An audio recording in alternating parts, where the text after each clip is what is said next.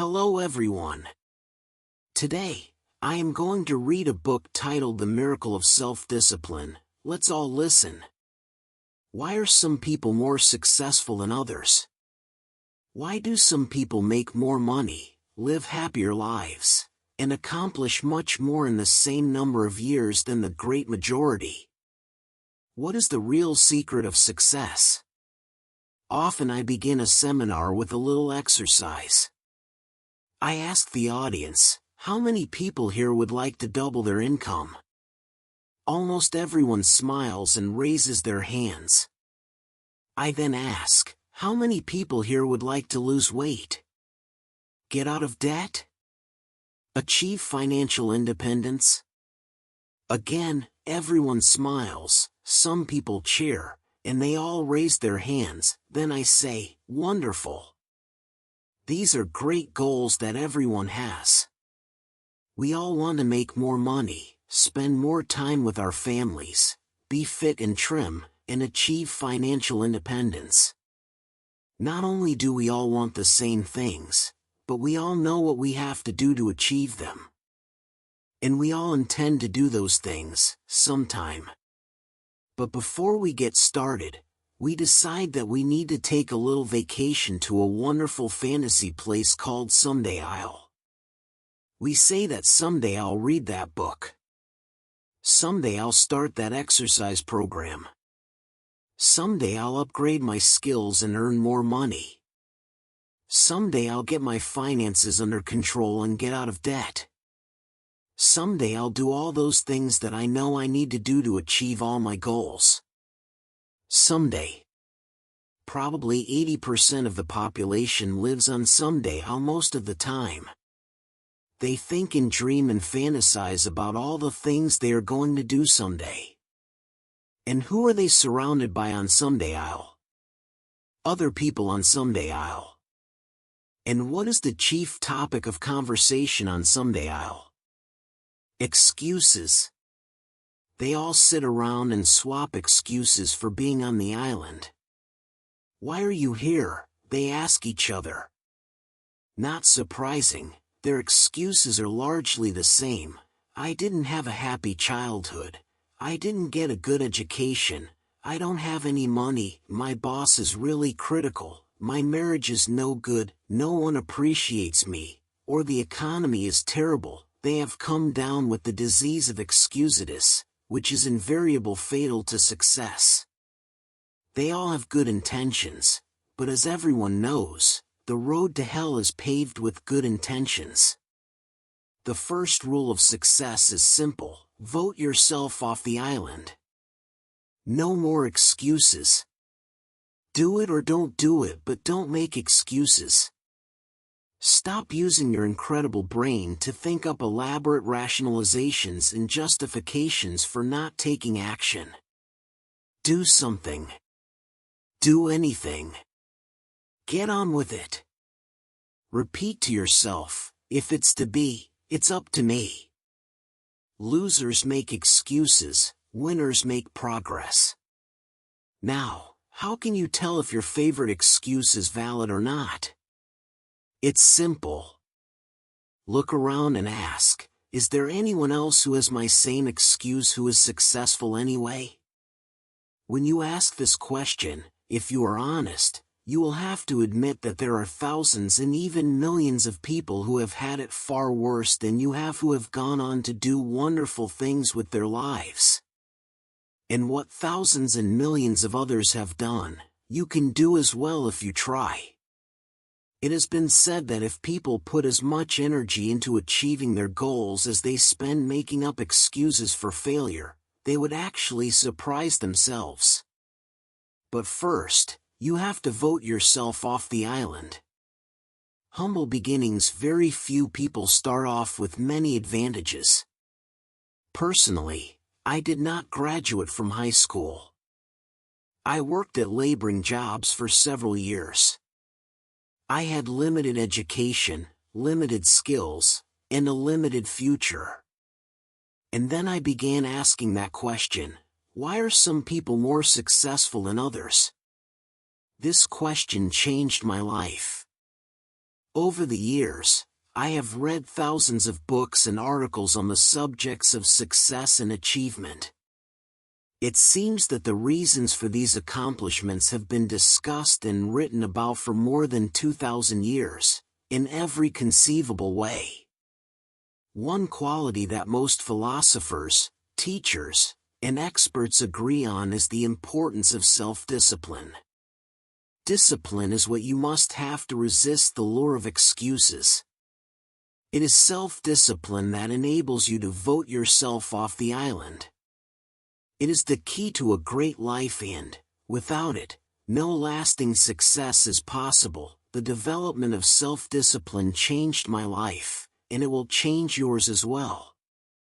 By continually demanding more from myself, I became successful in sales and then in management. I caught up on my schooling and took an MBA degree in my 30s, which required thousands of hours of determined study.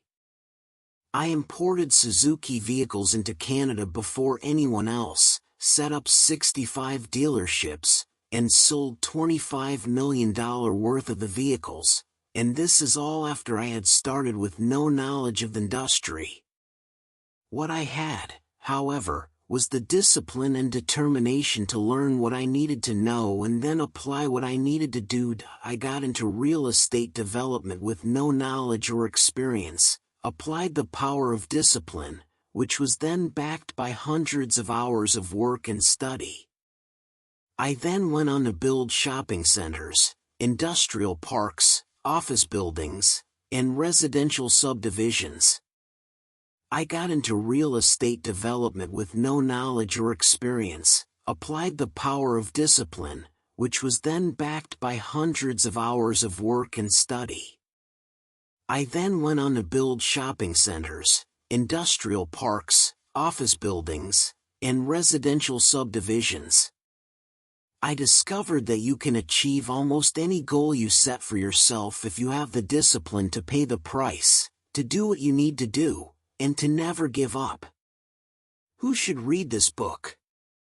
This book is written for ambitious, determined men and women who want to achieve everything that is possible for them in life. It is written for people who are hungry to do more, to have more, and to be more than they ever have been before. Perhaps the most important insight of all with regard to success is that to achieve greatly, you must become a different person. It is not the material things you accomplish or acquire that matter so much as it is the quality of the person you must become to accomplish well above the average. The development of self-discipline is the high road that makes everything possible for you. This book will serve as your step-by-step guide to becoming a remarkable person who is capable of remarkable achievements. A chance encounter reveals the reason for success. Some years ago, I was attending a conference in Washington, D.C. During the lunch break, I was eating at a nearby food fair. The area was crowded, so I sat down at the last open table by myself, even though it was a table for 4. A few minutes later, an older gentleman and a younger woman who appeared to be his assistant came along, carrying trays of food and obviously looking for a place to sit. Having lots of room at my table, I immediately arose and invited the older gentleman to join me. He was hesitant, but I insisted. Finally, he sat down, quite thankfully, and we began to chat over lunch. It turned out that his name was Kopmeyer. As it happened, I immediately knew who he was. He was a legend in the field of success and achievement. Kopmeyer had written 4 best-selling books, each of which contained 250 success principles that he had derived from more than 50 years of research and study. I had read all 4 books from cover to cover, each more than once. After we had chatted for a while, I asked him the question that many people in this situation would ask: of all the 1,000 success principles that you have discovered, which do you think is the most important? He smiled at me with a twinkle in his eye, as if he had been asked this question many times, and he replied without hesitating, "The most important success principle of all was stated by Elbert Hubbard, one of the most prolific writers in American history, at the beginning of the 20th century. He said, 'Self-discipline is the ability to do what you should do, when you should do it, whether you feel like it or not.'" He went on to say, "There are 999 other success principles that I have found in my reading and experience, but without self-discipline, none of them work. With self-discipline, they all work. Thus, self-discipline is the key to personal greatness. It is the magic quality that opens all doors for you and makes everything else possible. With self-discipline, the average person can rise as far and as fast as his talents and intelligence can take him. But without self-discipline, a person with every blessing of background, education, and opportunity will seldom rise above mediocrity. Your two worst enemies. Just as self-discipline is the key to success, the lack of self-discipline is the major cause of failure, frustration, underachievement, and unhappiness in life. It causes us to make excuses and sell ourselves short. Perhaps the two biggest enemies of success, happiness and personal fulfillment, are first the path of least resistance and, second, the expediency factor. The path of least resistance is what causes people to take the easy way in almost every situation. They seek shortcuts to everything. They arrive at work at the last minute and leave at the first opportunity. They look for get-rich-quick schemes and easy money. Over time, they develop the habit of always seeking an easier, faster way to get the things they want rather than doing what is hard but necessary to achieve real success. The expediency factor, which is an extension of the law of least resistance, is even worse when leading people to failure and underachievement. This principle says, people invariably seek the fastest and easiest way to get the things they want, right now, with little or no concern for the long-term consequences of their behaviors. In other words, most people do what is expedient, what is fun and easy rather than what is necessary for success. Fight and win this battle with the expediency factor and resist the pull of the path of least resistance if you truly desire to become everything you are capable of becoming. Take control of yourself. Another definition of self-discipline is self-mastery. Success is possible only when you can master your own emotions, appetites, and inclinations. People who lack the ability to master their appetites become weak and dissolute, as well as unreliable in other things as well. Self-discipline can also be defined as self-control. Your ability to control yourself and your actions, control what you say and do, and ensure that your behaviors are consistent with your long-term goals and objectives is the mark of the superior person. Discipline has been defined as self-denial. This requires that you deny yourself the easy pleasures, the temptations that lead so many people astray, and instead discipline yourself to do only those things that you know are right for the long term and appropriate for the moment. Self-discipline requires delayed gratification, the ability to put off satisfaction in the short term in order to enjoy greater rewards in the long term. Think long-term sociologist Dr. Edward Banfield of Harvard University conducted a 50-year study into the reasons for upward socioeconomic mobility in America. He concluded that the most important single attribute of people who achieved great success in life was long-time perspective. Banfield defined time perspective as the amount of time an individual takes into consideration when determining his present actions. In other words, the most successful people are long-term thinkers. They look into the future as far as they can to determine the kind of people they want to become and the goals they want to achieve. They then come back to the present and determine the things that they will have to do, or not do, to achieve their desired futures. This practice of long-term thinking applies to work, career, marriage, relationships, money, and personal conduct, each of which is covered in the pages ahead. Successful people make sure that everything they do in the short term is consistent with where they want to end up in the long term. They practice self-discipline at all times. Perhaps the most important word in long-term thinking is sacrifice. Superior people have the ability to throughout their lives make sacrifices in the short term, both large and small, so as to assure greater results and rewards in the long term. You see this willingness to sacrifice in people who spend many hours and even years preparing, studying, and upgrading their skills to make themselves more valuable so that they can have a better life in the future, rather than spending most of their time socializing and having fun in the present. Longfellow once wrote, "Those heights by great men, won and kept, were not achieved by sudden flight. But they, while their companions slept, were toiling upward in the night."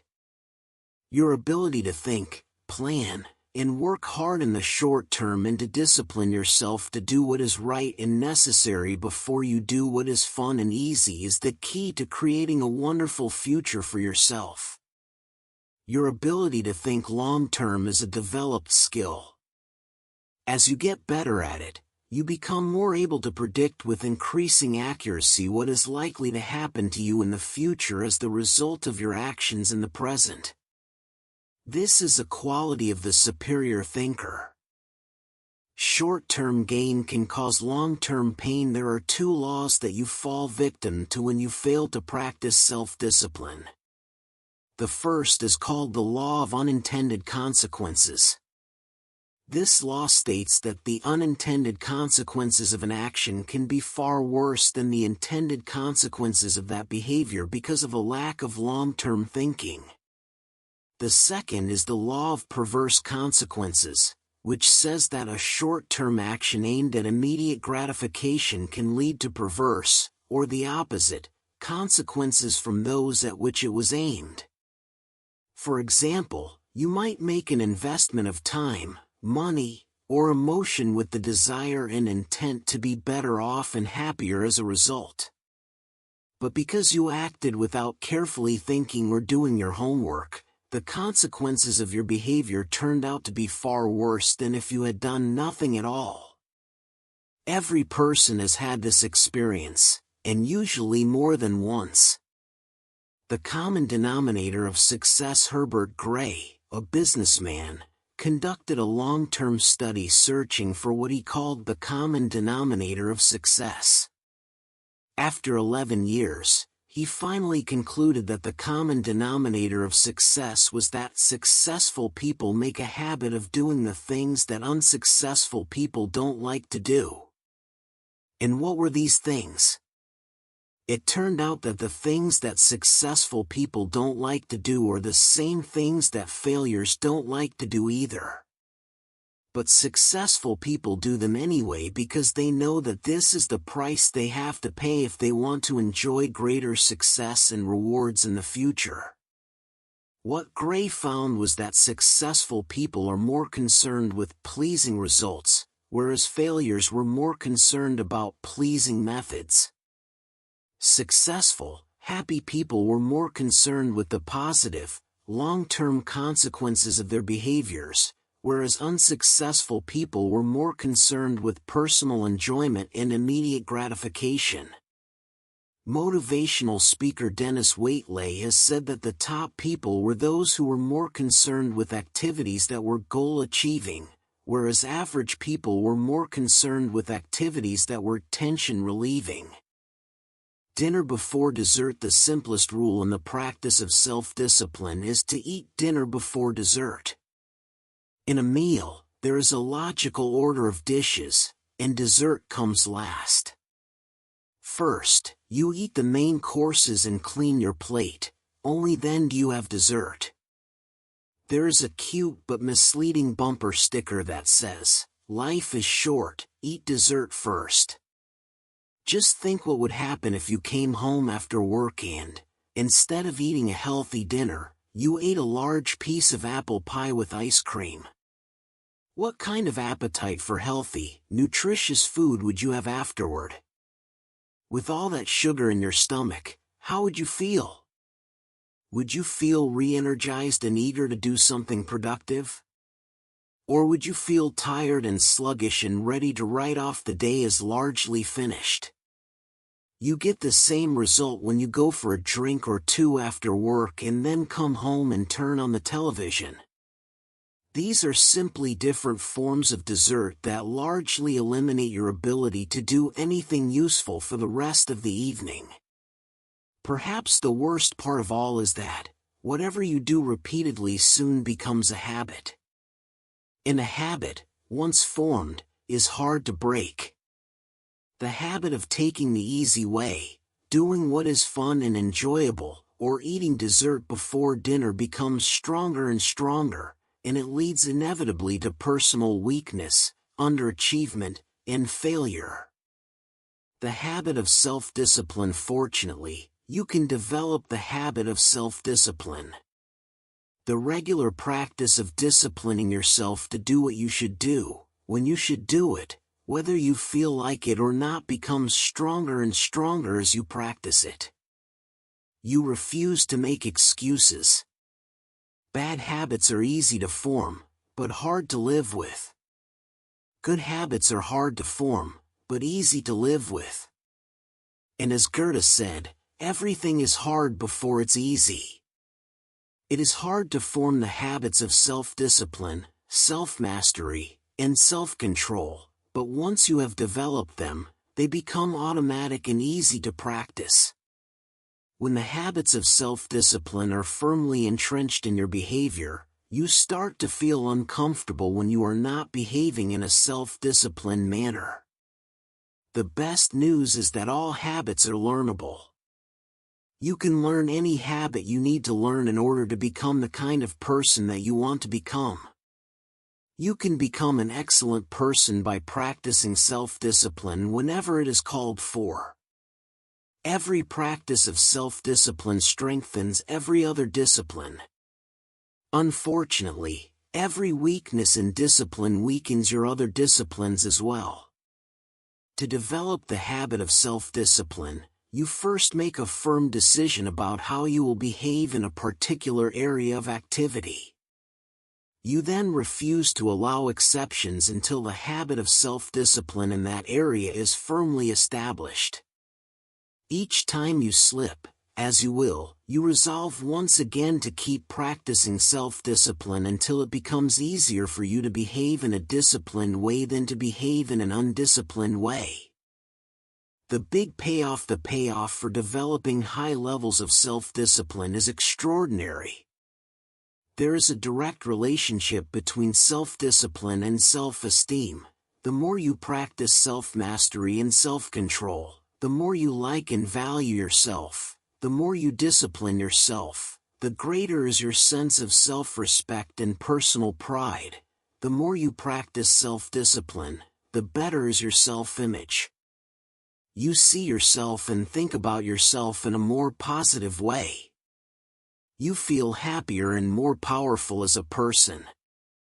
The development and maintenance of the habit of self-discipline are a lifelong task, an ongoing battle. It never ends. The temptation to follow the path of least resistance and the expediency factor lurk continually in the back of your mind. They are always waiting for an opportunity to pounce, to lead you astray into doing what is fun, easy, and unimportant rather than what is hard, necessary, and life-enhancing. Napoleon Hill concluded his best-selling book of the same name by saying that self-discipline is the master key to riches. Self-discipline is the key to self-esteem, self-respect, and personal pride.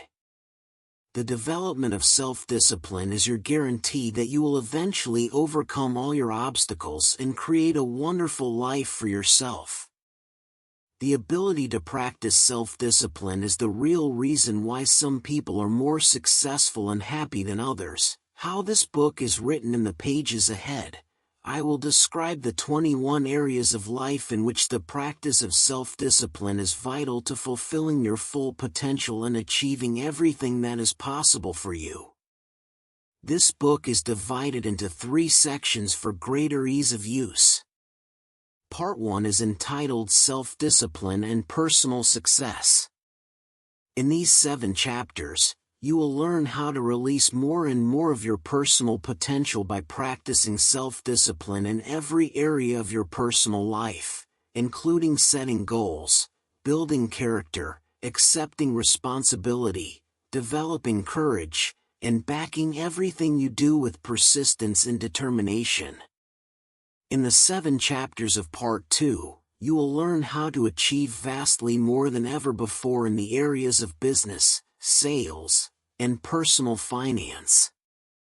You learn why and how self-discipline is essential to becoming a leader in your field, to operating a business more profitably, to making more sales, investing more intelligently, and managing your time for maximum results. Finally, in the 7 chapters of Part 3, you will learn how to apply the miracle of self-discipline to your personal life. You will learn how to practice self-discipline in the areas of happiness, health, fitness, marriage, children, friendship, and the attainment of peace of mind. You will learn how to enhance the quality of your life and your relationships in every area. In each chapter, I will show you how you can incorporate higher levels of self-discipline and self-mastery into everything you do. In the pages ahead, you will learn how to take complete control over your own personal and professional development and how to become a stronger, happier, more self-confident person in every area of your life that is important to you. You will learn how to break old habits that may be holding you back and how to develop the habits of self-reliance, self-determination, and self-discipline that will enable you to set and achieve any goal. You will learn how to take complete control over your mind, your emotions, and your future.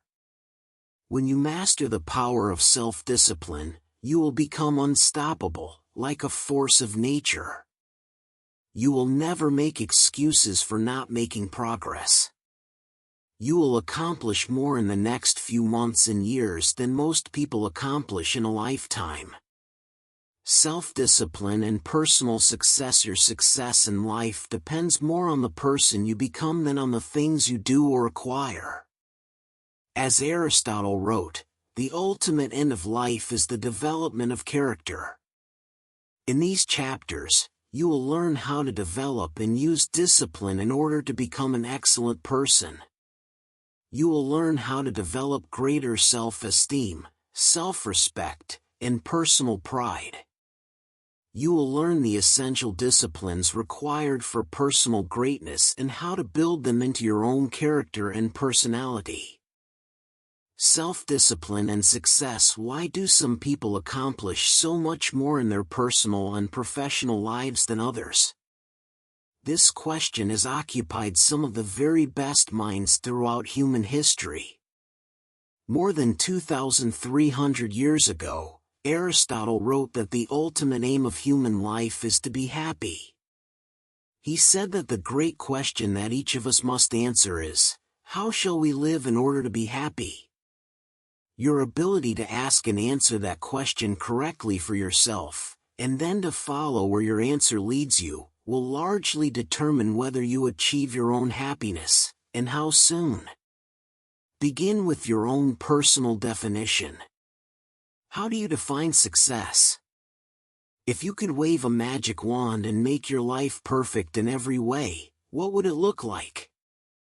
Describe your ideal life. If your business, work, and career were ideal in every way, what would they look like? What would you be doing? What sort of company would you work for? What position would you have? How much money would you earn? What kind of people would you work with? And, especially, what would you need to do more or less of to create your perfect career? If your family life were perfect in every way, what would it look like? Where would you live, and how would you be living? What kind of a lifestyle would you have? What sort of things would you want to have and do with the members of your family? If you had no limitations and you could wave a magic wand, in what ways would you change your family life today? If your health were perfect, how would you describe it? How would you feel? How much would you weigh? How would your levels of health and fitness be different from what they are today? Most of all, what steps could you take immediately to begin moving toward your ideal levels of health and energy? If your financial situation were ideal, how much would you have in the bank? How much would you be earning each month and each year from your investments? If you had enough money that you never had to worry about finances again, how much would that be? What steps could you take, starting today, to create your ideal financial life? Do your own thing. A popular definition of success is being able to live your life in your own way, doing only those things that you want to do, with the people who you choose, in the situations you desire. In each case, when you begin to define what success means to you, you can immediately see things that you should be doing more of or less of in order to begin creating your ideal life. And the biggest thing that holds you back from moving in the direction of your dreams is usually your favorite excuses and a lack of self-discipline.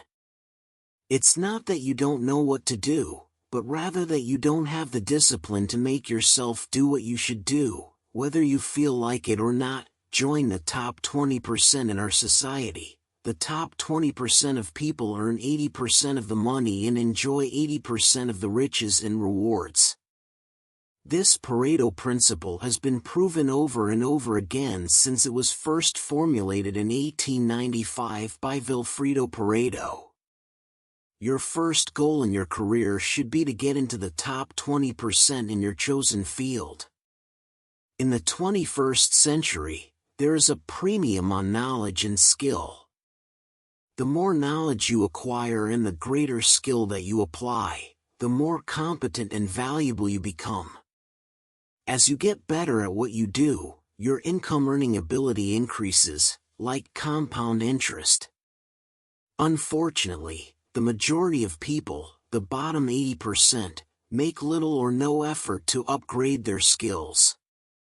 Most people, according to Jeffrey Colvin's 2009 book Talent is Overrated, learn their jobs in the first year of their employment, and then they never get any better. It is only the top people in every field who are committed to continuous improvement. Because of this increasing disparity of productive ability, based on knowledge, skill, and hard work, the top 1% of people in America today control as much as 33% of the financial assets. Starting with nothing. Interestingly, almost everyone starts out the same in life, with little or nothing. Almost all fortunes in America, and worldwide, are first generation. This means that most individuals started with little or nothing and earned everything they own in their current lifetime. The wealthiest people in America are almost all first-generation multi-billionaires. This is the case with wealthy Americans such as Bill Gates, Warren Buffett, Larry Ellison, Michael Dell, and Paul Allen. Fully 80% of millionaires and multimillionaires started with little money, often penniless, and sometimes deeply in debt and with few advantages, such as Sam Walton, who died worth more than $100 billion. Why have these people been able to achieve so much when so many have achieved so little? In their book, The Millionaire Next Door, Thomas Stanley and William Danko interviewed more than 500 millionaires and surveyed 11,000 more over a 25-year period. They asked them why they felt they had been able to achieve financial independence when most of the people around them, who started at the same place, were still struggling. Fully 85% of this new generation of millionaires replied by saying something like, "I didn't have a better education or more intelligence, but I was willing to work harder than anyone else." Hard work is the key. The indispensable requirement for hard work is self-discipline. Success is possible only when you can overcome the natural tendency to cut corners and take the easy way. Lasting success is possible only when you can discipline yourself to work hard for a long, long time. As I mentioned in the introduction, I started my own life with no money or advantages. For years, I worked at laboring jobs, at which I earned just enough to get from paycheck to paycheck. I stumbled into sales when I could no longer find a laboring job, where I spun my wheels for many months before I began asking that question: why is it that some people are more successful in selling than others? One day, a top salesman then told me that the top 20% of salespeople earn 80% of the money. I had never heard that before. This meant that the bottom 80% of salespeople had to be satisfied with the remaining 20%, with what was left over after the top people had taken the lion's share. I decided then and there that I was going to be in the top 20%. This decision changed my life. The great law. Then I learned the iron law of the universe, which made getting into the top 20% possible. It was the law of cause and effect, or sowing and reaping. This law says that for every effect, there is a specific cause or series of causes. This law says that if you want to achieve success in any area, you must determine how success is achieved in that area and then practice those skills and activities repeatedly until you achieve the same results. Here's the rule: if you do what other successful people do, over and over again, nothing can stop you from eventually enjoying the same rewards that they do. But if you don't do what successful people do, nothing can help you. The law of sowing and reaping, from the Old Testament, is a variation of the law of cause and effect. It says that whatsoever a man soweth, that also shall he reap. This law says that whatever you put in, you get out. It also says that whatever you are reaping today is a result of what you have sown in the past. So if you are not happy with your current crop, it is up to you, starting today, to plant a new crop, to begin doing more of those things that lead to success, and to stop engaging in those activities that lead nowhere. Success is predictable. Success is not an accident. Sadly, failure is not an accident either. You succeed when you do what other successful people do, over and over, until these behaviors become a habit. Likewise, you fail if you don't do what successful people do. In either case, nature is neutral. Nature does not take sides. Nature doesn't care. What happens to you is simply a matter of law, the law of cause and effect. You can look at yourself as a machine with a default mechanism. Your default mechanism is the almost irresistible attraction of the expediency factor and the path of least resistance that I described in the introduction. In the absence of self-discipline, your default mechanism goes off automatically. This is the main cause of underachievement and the failure to realize your true potential. When you are not working deliberately, consciously, and continuously to do, be, and have those things that constitute success for you, your default mechanism is at work. You end up doing those fun, easy, and low-value things in the short term that lead to frustration, financial worries, and failure in the long term. The Secrets of Success. The great oil man, H.L. Hunt, who was at one time the richest self-made billionaire in the world, was once asked by a television journalist for his secrets of success. He replied, "There are only 3 requirements for success. First, decide exactly what it is you want in life. Second, determine the price that you are going to have to pay to get the things you want. And third, and this is most important, resolve to pay that price."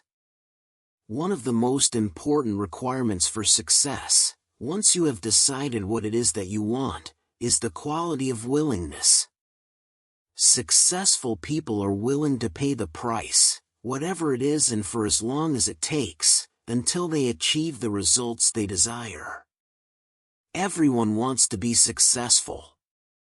Everyone wants to be healthy, happy, thin, and rich. But most people are not willing to pay the price. Occasionally, they may be willing to pay part of the price, but they are not willing to pay the whole price. They always hold back. They always have some excuse or rationalization for not disciplining themselves to do everything that they need to do to achieve their goals. Pay the price. How can you tell when you have paid the full price of success? It's simple. Look around you. There it is. You can always tell how much of the price of success you have paid by looking at your current lifestyle and your bank account. By the law of correspondence, your outer world will, like a mirror, always reflect the person you are and the price you have paid on the inside. There is an interesting point about the price of success. It must always be paid in full, and in advance. Success, however you define it, is not like a restaurant where you pay after you have enjoyed your meal. Instead, it is like a cafeteria, where you can choose whatever you want, but you must pay for it before you eat it. Motivational speaker Zig Ziglar says, "The elevator to success is out of order, but the stairs are always open." Learn from the experts. Kopmeyer, who I mentioned in the introduction, also told me that the second most important success principle, after self-discipline, is that you must learn from the experts. You will never live long enough to learn it all for yourself. If you want to be successful, your first job is to learn what you need to learn in order to achieve the success you desire. Learn from the experts. Read their books. Listen to their audio programs. Attend their seminars. Write to them or approach them directly and ask them for advice. Sometimes, one idea is all you need to change the direction of your life. Let me give you an example of what I mean. Some years ago, I was referred by a friend to an excellent dentist. I learned later that he had a superb reputation. He was called the dentist's dentist. He was the dentist that the other dentists went to when they needed excellent dental work. He told me that he attended every major dental conference that he could. When he was there, he attended every session, listening to dentists from all over the country, and all over the world, discuss the latest breakthroughs in dental technology. One week, at great sacrifice in time and money, he attended an international dental conference in Hong Kong. At that conference, he sat in on a session given by a Japanese dentist who had discovered a new technology in cosmetic surgery that improved the appearance of teeth and enabled people to look handsome or beautiful indefinitely. He returned to San Diego and immediately began using the new technique in his practice.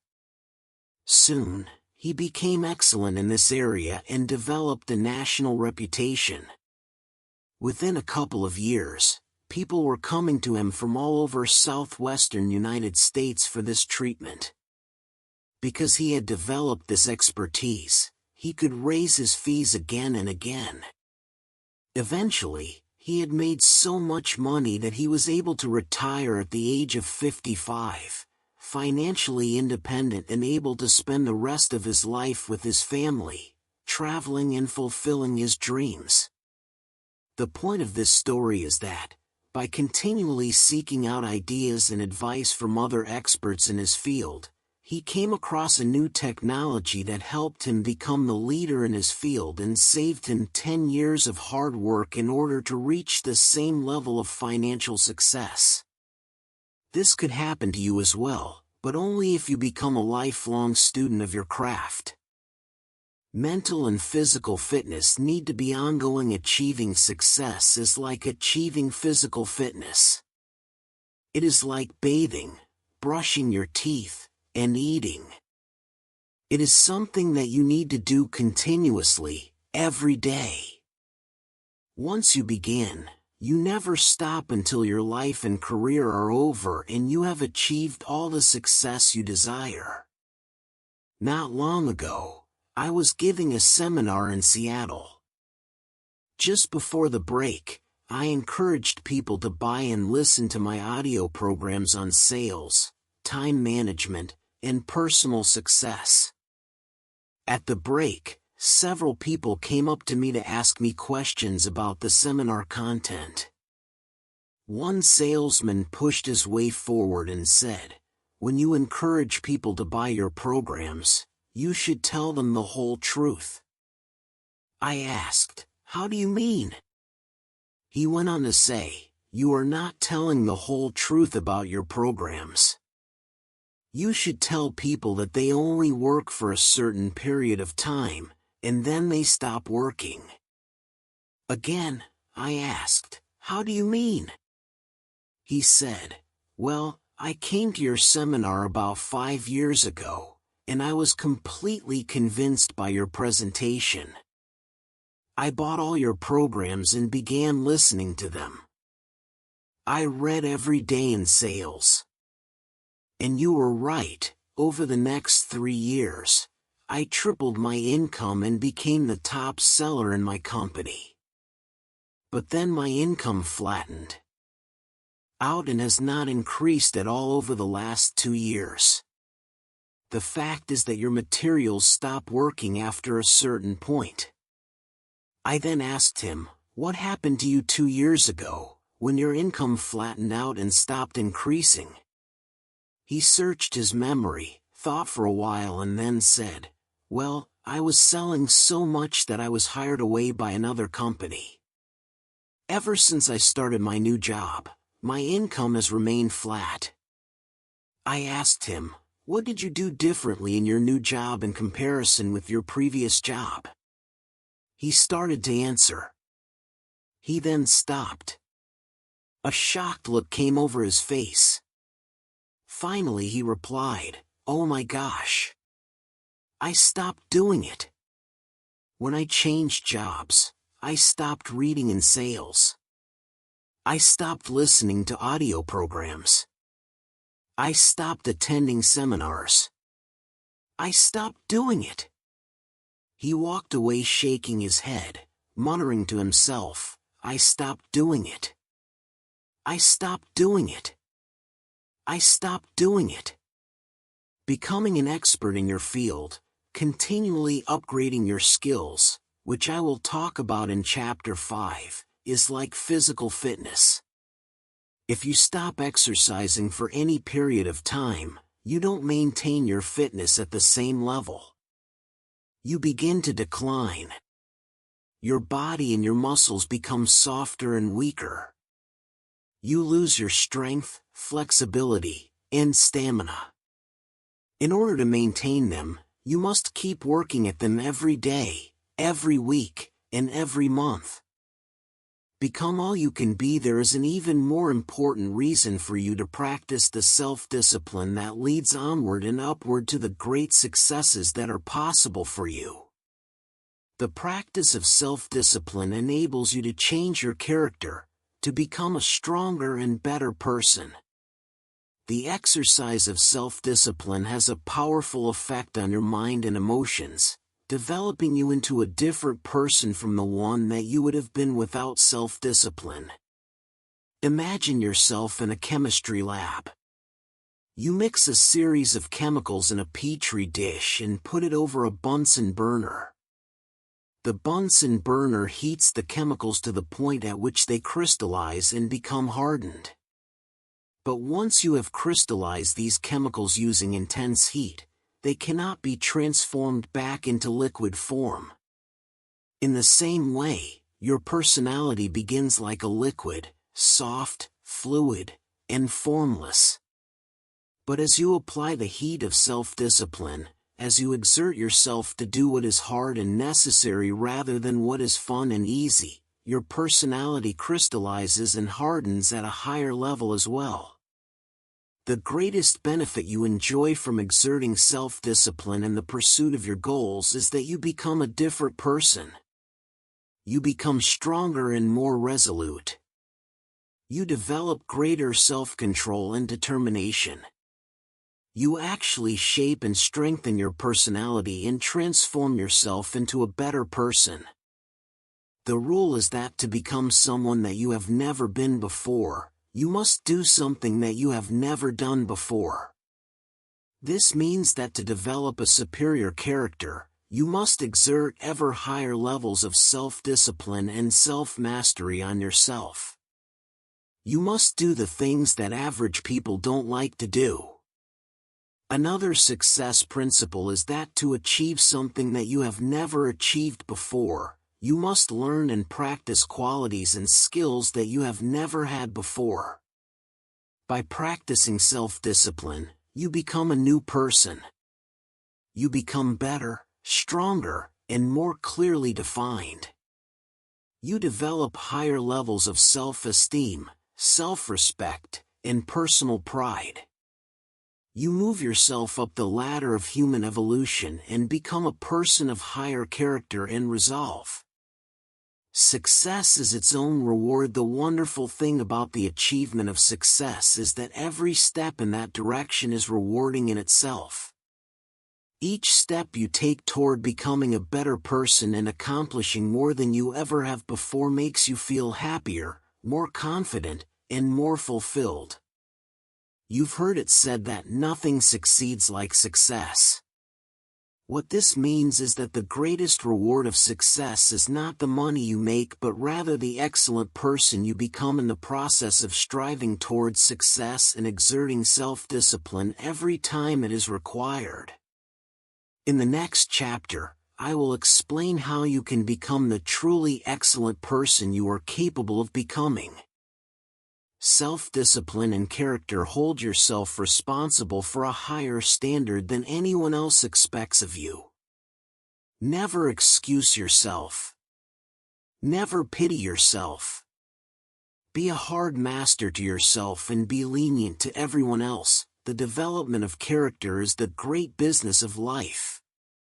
Your ability to develop a reputation as a person of character and honor is the highest achievement of both social and business life.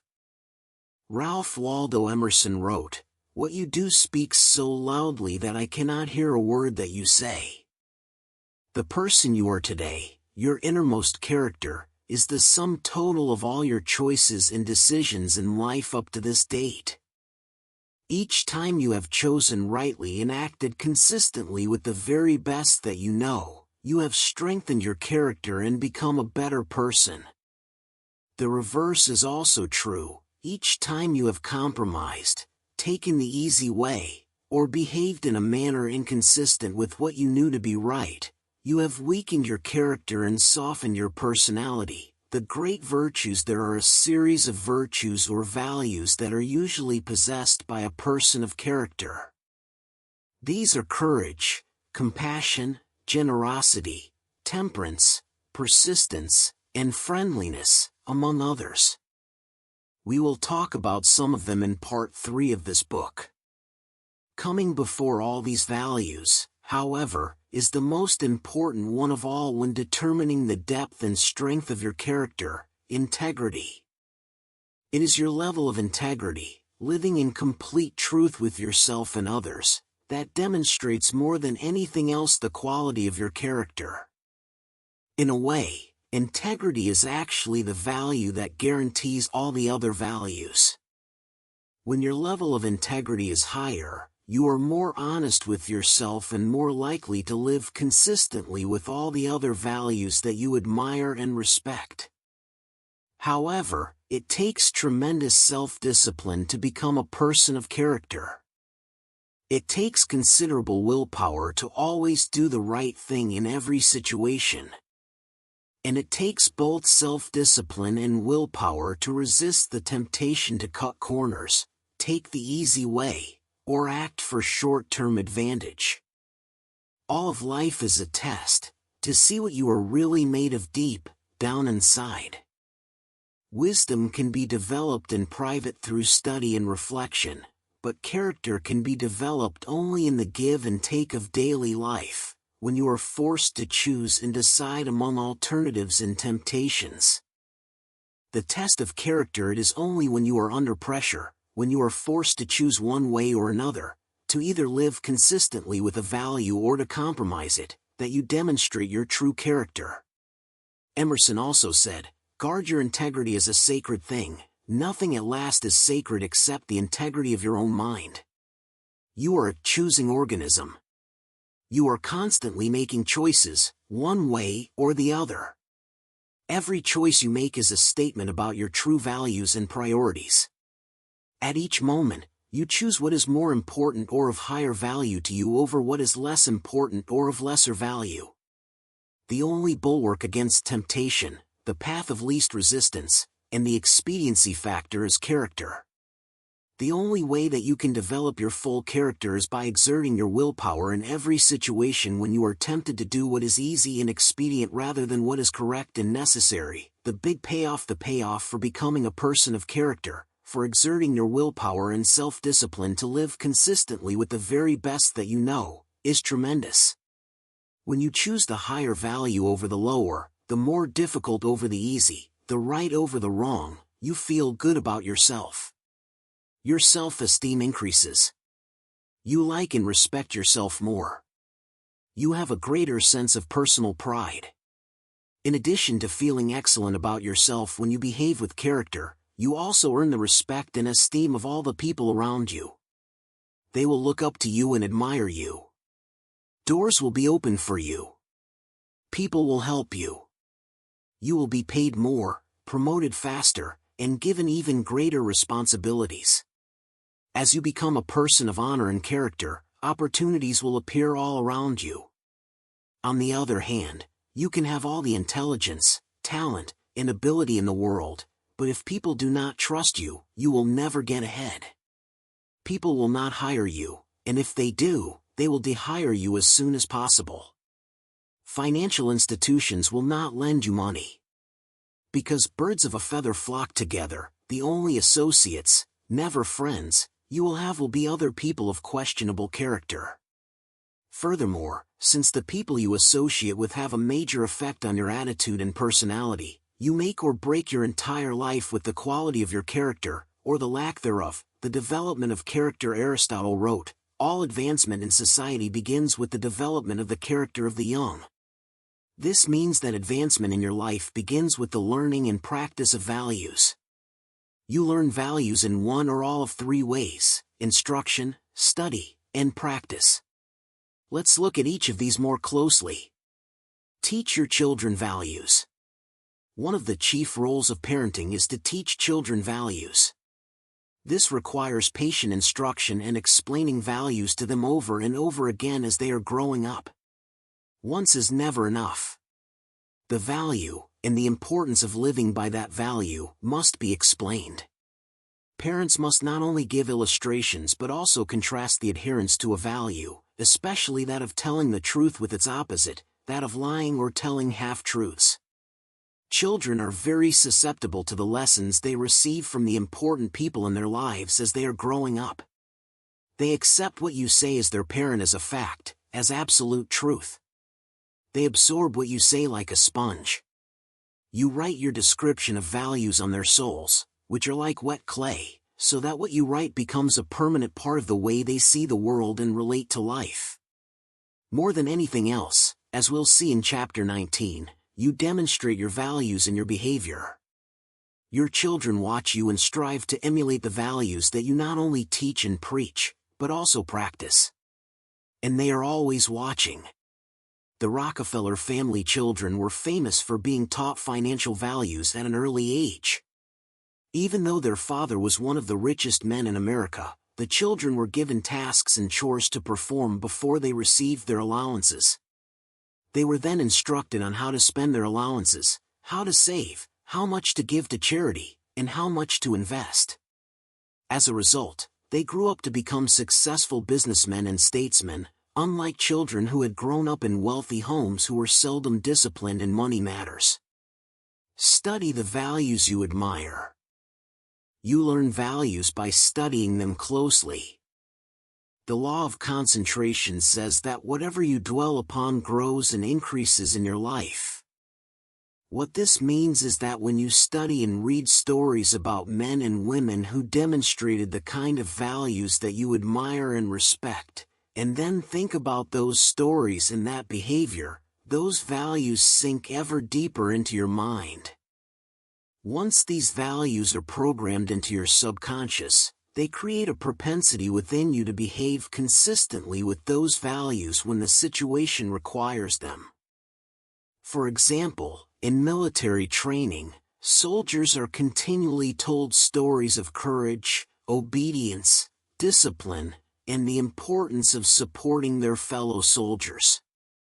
The more they hear these stories, discuss them, and think about them, the more likely they are to behave consistently with these values when they are under the pressure of actual combat. The core virtue of character is truth. Whenever you tell the truth, however inconvenient it may be at the time, you feel better about yourself and you earn the respect of the people around you. One of the highest accolades you can pay another person is to say that he or she always tells the truth. Emulate the people you most admire. Much of your character is determined by the people you most admire, both living and dead. Who are they? Looking over your life and history, make a list of the people whom you most admire, and next to their names, write out the virtues or values that they most represent to you. If you could spend an afternoon with anyone, living or dead, what one person would you choose? Why would you choose that person? What would you talk about during your afternoon together? What questions would you ask, or what would you want to learn? Consider this as well. Why would that person want to spend an afternoon with you? What are the virtues and values that you have developed that make you a valuable and interesting person? What makes you special? Practice the values you respect. You develop values by practicing them whenever they are called for. As the Roman Stoic philosopher Epictetus said, circumstances do not make the man, they merely reveal him to himself. Where a problem occurs, people tend to react automatically based on the highest values that they have developed up to that moment. We develop values by repetition, by behaving consistently with a particular value over and over again, until it becomes a habit, and locks in so that we come to practice it automatically. Men and women with highly developed characters behave in a manner consistent with their highest values, and they do so without thought or hesitation. There is no question in their minds about whether or not they are doing the right thing. The structure of personality, the psychology of character, involves the three parts of your personality: your self-ideal, your self-image, and your self-esteem. Your self-ideal. Your self-ideal is that part of your mind composed of your values, virtues, ideals, goals, aspirations, and your idea of the very best person that you can possibly be. In other words, Your self-ideal is composed of those values that you most admire in others and most aspire to possess in yourself. The most important part of your self-ideal is summarized in the word clarity. Superior people are those who are absolutely clear about who they are and what they believe. They have complete clarity about the values they believe in and what they stand for. They are not confused or indecisive. They are firm and resolute when it comes to any decision in which a value is involved. On the other hand, weak and irresolute people are fuzzy and unclear about their values. They have only a vague notion of what is right or wrong in any situation. As a result, they take the path of least resistance and act expediently. They do whatever seems to be the fastest and easiest thing to get what they want in the short term, giving little to no consideration or concern about the consequences of their acts. The evolution of character. In biology, life forms are categorized from the least to the most complex, from single-celled plankton all the way up the increasingly complex spectrum of life to the human being. Similarly, human beings can be organized along a spectrum as well, from the least to the most developed. The lowest forms of humans are those with no values, virtues, or character. These people always act expediently and take the path of least resistance in their search for immediate gratification. At the highest levels of development of the human race, however, are those men and women of complete integrity, who would never compromise their honesty or their character for anything, including the threat of financial loss, pain, or even death. George Washington is famous for his honesty, which was demonstrated in the story in which he admitted that he had cut down the cherry tree. In the same vein, the founding fathers of the United States wrote, "We hereby pledge our lives, our fortunes, and our sacred honor to the signing of the Declaration of Independence." In his book Trust, The Social Virtues and the Creation of Prosperity, philosopher Francis Fukuyama observed that societies worldwide can be divided into two kinds, high trust and low trust. He also argues that the highest trust societies, those in which integrity is most admired, encouraged, and respected, are also the most law-abiding, free, and prosperous. At the other end of the societal spectrum, however, are those societies characterized by tyranny, thievery, dishonesty, and corruption. Each of these are, without exception, both undemocratic and poor. Trust is the key. Trust is the lubricant of human relationships. Where there is high trust among and between people, economic activity flourishes and there are opportunities for all. On the other hand, where there is low trust, economic resources are squandered in an attempt to protect against thievery and corruption, or these resources are not available at all. In the United States, we have the Constitution and Bill of Rights. These documents lay out the rules by which Americans agree to live. They create the structure of our government and guarantee our rights. But they assume that our elected representatives will be men and women of honor, committed to protecting and defending those rights. They attempt to assure that only men and women of character can thrive and prosper over the long term in our economic, political, and social system. They aim to assure that, in most cases, only men and women of character can rise to high positions in society. Although our system is not perfect, and people of questionable character occasionally rise to positions of prominence, it is seldom for very long. The basic demand of Americans for honesty and integrity eventually leads to the exposure and censure of dishonest people. The demand for men and women of character continues unabated. Your self-image, Your inner mirror. The second part of your personality is your self-image. This is the way we see and think about ourselves, especially prior to any event of importance. People always tend to behave on the outside consistently with the way they see themselves on the inside. This is often called our inner mirror, into which we peer before we engage in any behavior.